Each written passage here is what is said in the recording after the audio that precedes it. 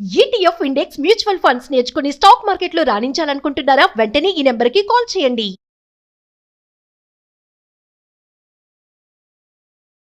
నమస్తే రమ్మగారు. నమస్తే జయ. రమ్మగారు, భగవంతుని ప్రతిరోజు ఆరాధించాలి, పూజించాలి. కానీ కొన్ని కొన్ని సందర్భాల్లో వింటూ ఉంటాం, నీకు కష్టాలు వచ్చినప్పుడు మాత్రమే గుడికి వెళ్తావు, కష్టాలు వచ్చినప్పుడు మాత్రమే మొక్కుకుంటావు, కష్టాలు వచ్చినప్పుడు మాత్రమే దీపం పెడతావు. ఇలాంటి మనుషులను కూడా చూస్తూ ఉంటాం కదండి. ఎలా మనం అంటే ప్రతిరోజు పూజించాలి అనే విషయాన్ని ఎలా తీసుకెళ్ళాలి? కాదు జయ, మనం ఒక కారులో వెళ్తున్నాం, ఏవో ఎఫ్ఎం పెడతాం, అది మోగేస్తుంటుంది, వాళ్ళు ఎవరెవరో ఏంటేటో కబుర్లు చెప్పేసుకుంటుంటారు, పుస్తకం చదువుకుంటుంటాం వారు, కొంతమంది ఫోన్తో ఆడుకుంటారు, ఎవరితోటో చాట్ చేస్తూ ఉంటారు. ప్రతి ప్రయాణంలో మనం ఇదే కదా చూస్తాం. నలుగురు ఉంటే నాలుగు రకాలు, నలుగురు నాలుగు రకాలు, లేదా వీళ్ళే ఏదో కబుర్లు చెప్పుకుంటారు, నవ్వుతారు, తాగుతారు, తింటారు, తుళ్ళుతారు, కేరింతలు కొడతారు. సడన్గా కారులో గోతులో పడింది, వెంటనే ఏమంటారు? దేవుడా దేవుడా దేవుడా దేవుడా అనరా? ఖచ్చితంగా గోతులో పడ్డారు. ఎవడో ఒకడొచ్చి ఇంకో ఏదో పెద్ద బండివాడు వచ్చి ఈ గోతులో ఉన్న బండిని పైకి లాగాడు. వెంటనే కార్లు దిగుతారు వీళ్ళు, ఒక్కొక్కళ్ళు కేరింతలు కడతారు, నవ్వుతారు, దండాలు పెట్టేస్తారు. దేవుడా నువ్వు ఉన్నావు, మమ్మల్ని రక్షించావు, నా ప్రార్థన మొరాలకిచ్చావు అంటారు. మళ్ళీ కారు ఎక్కుతారు. ఒక 5-10 నిమిషాలకి సేపు ఇదే మాట్లాడుకుంటారు. గుండె పగిలిపోయింది, గుండె ఆగిపోయింది, అమ్మో మా అమ్మని గుర్తొచ్చింది, మా నాన్న గుర్తొచ్చాడు, నాకు టెన్షన్ వచ్చేసింది, నా పిల్లల్ని వదిలేసి వచ్చాను, ఇవి మాట్లాడుకుంటాం. ఒక అరగంట 20 నిమిషాల తర్వాత మెల్లిగా అంతా సర్దుమణుగుతుంది, ఆకలిస్తూ ఉంటుంది. ఎక్కడో బ్రేక్ఫాస్ట్కో లంచ్కో డిన్నర్కో ఆగుతారు, అది తింటారు. మళ్ళీ ఎఫ్ఎం మొదలవుతుంది, మళ్ళీ మెసేజ్లు మొదలవుతాయి, మళ్ళీ ఫోన్లు, కబుర్లు, తాగుడు, తిరుగుడు, తుళ్ళడం, నవ్వడం, కేరింతలు కొట్టడం, సినిమా పాటలు. ఆ పాట మోగుతుంటే మనం కూడా మోగుతూ ఉంటాం. ఇది జరుగుతుందా జరగదా? జరుగుతుంది. ఏదైనా అతిశయోక్తి చెప్పాను నేను ఇందులో? లేదు రమ్మగారు కదా, క్వైట్ న్యాచురల్. మన జీవితం మామూలుగా సాగిపోతున్నప్పుడు మనకి భగవంతుడి మీద అతీతమైన శక్తి మీద ఏ ఐడియా, ఆలోచన, అవగాహన, ఆస్థ, ఆసక్తి ఉండవు. మనం ఏమీ చెయ్యలేము అని అర్థమైనప్పుడు మాత్రమే భగవంతుడు గుర్తొస్తాడు. కరెక్ట్, ఇది పాయింట్. ఇది జరుగుతుంది. కష్టాలు వచ్చినప్పుడే మనం మొక్కుకుంటాం. కష్టాలు ఏదైనా చాలా పెద్ద ప్రాబ్లమ్స్లో ఉంటే 10 రోజులు పాటు రోజు గుడికి వెళ్ళిపోతాం. రోజు 40 వేసి ఆంజనేయ స్వామికి 40, ఇంకొక ఆయనకి ఇంకో 30, అమ్మవారికి ఒక 21 ప్రదక్షిణాలు చొప్పున చేసేస్తాం. ఆ గుడికి వస్తా, ఈ గుడికి వస్తా అని మొక్కుంటాం. చిన్న చిన్న ముడుపులు కట్టి పక్కన పెడతాం. ప్రాబ్లమ్స్ తీరాక గుర్తున్నంత మటుకు తీర్చేసుకుంటాం. చాలా కొద్ది మందే ఈ ప్రార్థనని కంటిన్యూ చేస్తారు. జీవితంలో మన వల్ల ఏది కాదు అని అర్థమైన వాళ్ళు రెగ్యులర్గా ప్రార్థనలో ఉంటారు. మనం ఏం కాదు, మొత్తం ఆయనే, అంతేనా? అది ఏదైనా సమస్య వచ్చాక తెలుస్తుంది కొంతమందికి. ఏ సమస్య రాకుండానే ఈ జీవితం అనేది భగవంతుడిచ్చిన వరం, అతడిని నిత్యము ప్రార్థించాలి అనే అవగాహన ఉండేవాళ్ళు కొంతమందే ఉంటారు. ఇందులో మళ్ళీ ఎంతసేపు పూజ చేసి చావుగొట్టి చెవులు మూసేవాళ్ళు దేవుడిని పడుకోనీరు, కూర్చోనీరు, నుంచోనీరు, అది జరుగుతాయి కొంత. కానీ ఈ రెగ్యులర్ ప్రార్థన విధానం ఉంది చూడు, ఆ నమ్మకము, ఆ అలవాటు తక్కువ ఉంటుంది. దీన్ని ఏం చేయాలి, ఎట్లా ఇది నేర్చుకోవాలి అంటే మనం పిల్లలకి నేర్పాలి. మనకి సాధారణంగా ఎలా ఉంటుంది, మనుషులు అన్నవాడికి ఏం చేసినా ఇదంతా నా ప్రతాపం అని ఉంటుంది. ఇప్పుడు నేను బోల్డ్ వీడియోలు చేస్తాను, నెలకు 50 వీడియోలు చేసేస్తాం మనం, అవునా కదా? రకరకాల విషయాలు మాట్లాడతాం. నువ్వు నన్ను అడుగు రామగారు ఇవన్నీ మీకు ఎలా తెలుసు అంటే, నేను చిన్నప్పటి నుంచి చదువుకున్నాను, చిన్నప్పటి నుంచి చాలా పుస్తకాలు ఉన్నాయి మా ఇంట్లో, లోకజ్ఞానం ఉంది నాకు, మాది పల్లెటూరు, మేము బోళ్ళంతమంది అక్క చెల్లెళ్ళం, ఫ్యామిలీలు పెద్దవి, ప్రపంచాన్ని చూడడం వల్ల నాకు ఈ జ్ఞానం వచ్చింది, ఇది వచ్చింది, అది వచ్చింది, ఇది వచ్చింది చెప్తా. వీటన్నిటికీ ముందు ఒక వాక్యం ఎప్పుడు చెప్తానే జయ, నేను భగవంతుడు ఇచ్చిన అవకాశం. అవును, ఇంత దాన్ని నేను సంపాదించుకోలా, మా ఇంట్లో పుట్టడం నా ఛాయిస్ కాదు, ఈ మొత్తానికి కారణమైన మా ఇంట్లో నా పుట్టకుంది చూడు, అది భగవంతుడు ఇచ్చిన అవకాశం. ఇంతమంది గెస్టులు ఉంటే సుమన్ టీవీలో కథలు చెప్పే అవకాశం నా ఒకదానికే రావడం భగవంతుడు ఇచ్చిన అవకాశం. దాన్ని అందిపుచ్చుకుని నేను ఏదో చేస్తున్నా, చేతనైంది. ఈ బేసిక్ పాయింట్ ఉంది చూడు, దైవానుగ్రహం వల్ల ఇది జరిగింది, తర్వాత నేను అప్పుడు నన్ను ఎవరో పట్టుకున్నారు, నేను చెరులో మునిగా, పైనుంచి పట్టుకున్నాడు ఒకడు, కాళ్ళు చేతులు ఆడిస్తా నేను. ఇప్పుడు నేను అది చేస్తున్నా, నన్ను పైనుంచి పట్టుకున్నవాడు ఎవడు? నేను నా గొప్ప చెప్పటల్లా, నా సంగతి చెప్తున్నా మీకు. ఎవరైనా ఇంతే.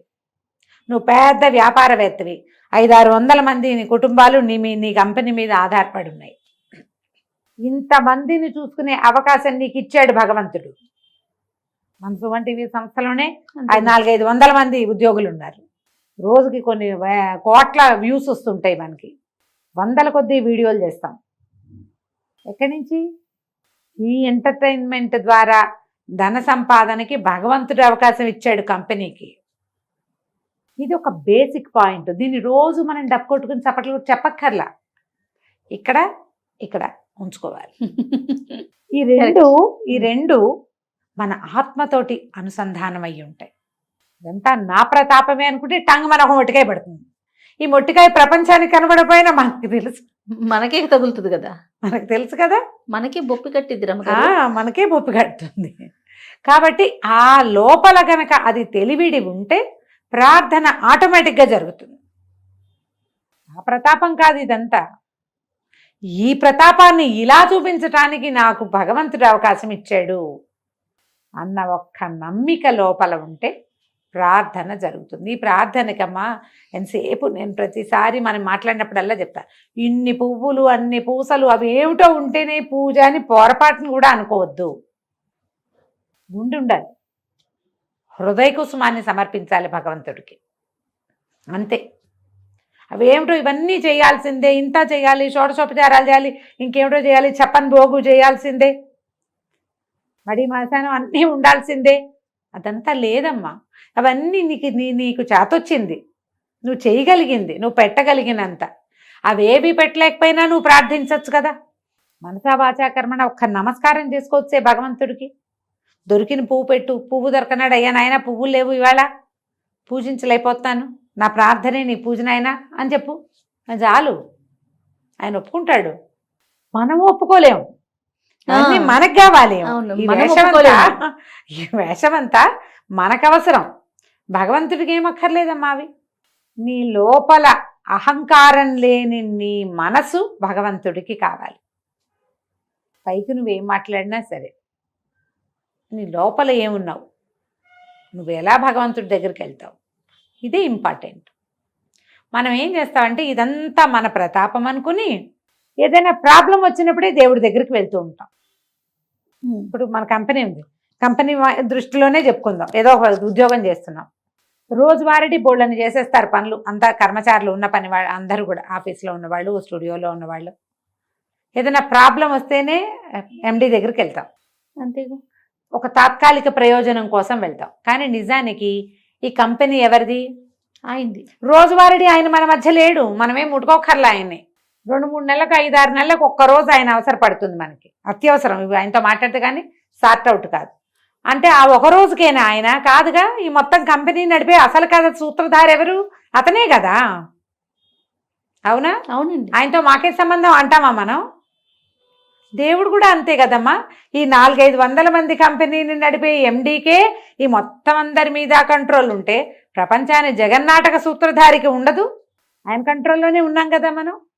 ఏమైనా చూపించకుండా ఆయన కనపడకుండా చేయగలమా? అసలు చేయలేం కదా. కాబట్టి లోపల తెలుసుకోండి. ప్రాబ్లమ్స్ వచ్చినప్పుడే దైవారాధన చేస్తాం అనే ఆలోచన మానండి, అది మంచిది కాదు. మీరు రోజువారీ సరిగ్గా బిహేవ్ చేయకుండా సడన్గా ప్రాబ్లం వచ్చినప్పుడు నేను అద్భుతంగా ఉంటానంటే అదంతా లెక్కించబడదు, అది లెక్క పెట్టబడదు. ఇదే లెక్క పెట్టబడుతుంది, నీ బ్యాడ్ బిహేవియరే కనపడుతుంది. ఇవి పెద్దవైపోతాయి, ప్రాబ్లమ్స్ ఎక్కువ అవుతాయి. అది చేయొద్దు అట్లా. మీ మీద డిసిప్లినరీ యాక్షన్స్ అవి తీసుకుంటే మీరు చేయగలిగేది ఏముంది కదా. ఈ కంపెనీలో తీసేస్తే ఇంకో కంపెనీలోకి వెళ్తాం. ఎన్ని కంపెనీలు పోని మారేవు, ఎన్నైనా ఉన్నాయి. భగవంతుడి కంపెనీయో అది ఒకటే కదా. ఈ ప్రపంచం ఒకటే ఉంది కదా. ఇందులోంచి ఇచ్చేడాక నువ్వు దిగినాశెళ్ళిపోయి పోవటమే, అంతే, ఇకేం లేదు. అందుకని నిత్యం ప్రార్థన చేసే విధానాన్ని ప్రాక్టీస్ చేయండి. కాసేపైనా భగవంతుడి పట్ల విశ్వాసాన్ని ప్రకటించే అవకాశాన్ని తీసుకోండి. 5 minutes అంతే. పూజకి టైం లేదండి, ఇవాళ టైం చాలేదంటారు పాపం. అంటే పూజ అనగానే మన దేవుడి మందిరం శుభ్రం చేయటము, దీపారాధన కుందులు తోముకోవటము, ఒక 50 రూపాయల పువ్వులన్నీ అమర్చటము, ఒక 20 రూపాయల పళ్ళు నివేదన పెట్టటము, దీపారాధన చేయటం, దీపానికి చుట్టూతా పువ్వులు పేర్చాలి, మనంత పని అదంతా కదా. ఒక దండం పెట్టడానికి అంత పని ఉందా? ఈ క్రియ సాయంకాలం చేసుకో, వెళ్ళేటప్పుడు దండం పెట్టుకుని వెళ్ళు. Minimum thing good morning. తెల్లవారు లేస్తే ఎంతమంది గుడ్ మార్నింగ్లు పెడుతున్నావమ్మా మనం? నేను అసలు స్పందించిన జయ నీకు పదే పదే చెప్తుంటాను నేను. కనీసం ఒక నెల రోజుల పాటు రోజు గుడ్ మార్నింగ్ గుడ్ నైట్ పెట్టిన తర్వాత బాబు మీకు విసుగు లేదా, ఎందుకు నైనా పెడతారు అని చెప్పాల్సి వస్తుంది. ఇవి గుడ్ మార్నింగ్లు పెట్టేటప్పుడు దేవుడికి కూడా చెప్పచ్చు కదా ఒక శుభోదయం. మనం ప్రాబ్లం వచ్చినప్పుడు పిలుస్తాను నేను, అప్పటి వరకు మా ఇంట్లో అసింటా ఉండు అని చెప్తామా? అలా చెప్పకూడదుగా. ఇలా చెప్పండి. రోజు నమస్కారం చేసుకోండి. నిద్ర లేచాక, లేవగానే, ఎక్కడికైనా బయటికి వెళ్ళేటప్పుడు, సాయంకాలం ఇంటికి బయటికి రాగానే, పని నుంచి తిరిగి రాగానే, రాత్రి పడుకునేటప్పుడు 4 పూటల భగవంతుణ్ణి తలుచుకుని మీ ఇష్టదైవాన్ని ఒక నమస్కారం చేసుకోండి. ఇది మీరు పిల్లలకు కూడా చెప్పచ్చు, నేర్పించవచ్చు. నిత్యము దైవాన్ని మనతో ఉంచుకోవచ్చు మనం. అంతే. ప్రాబ్లమ్స్ వచ్చినప్పుడు ఎండి దగ్గర పరిగెత్తినట్టుగా పరిగెత్తద్దు. పరిగెత్తుదాం అప్పుడు కూడా, అవసరమైతే పరిగెత్తచ్చు. ఈ రోజువారీ గుడ్ మార్నింగ్ కూడా చెప్పండి. ఖచ్చితంగా. డెఫినెట్గా రమ్మగారు. నమస్తే. నమస్తే జయ.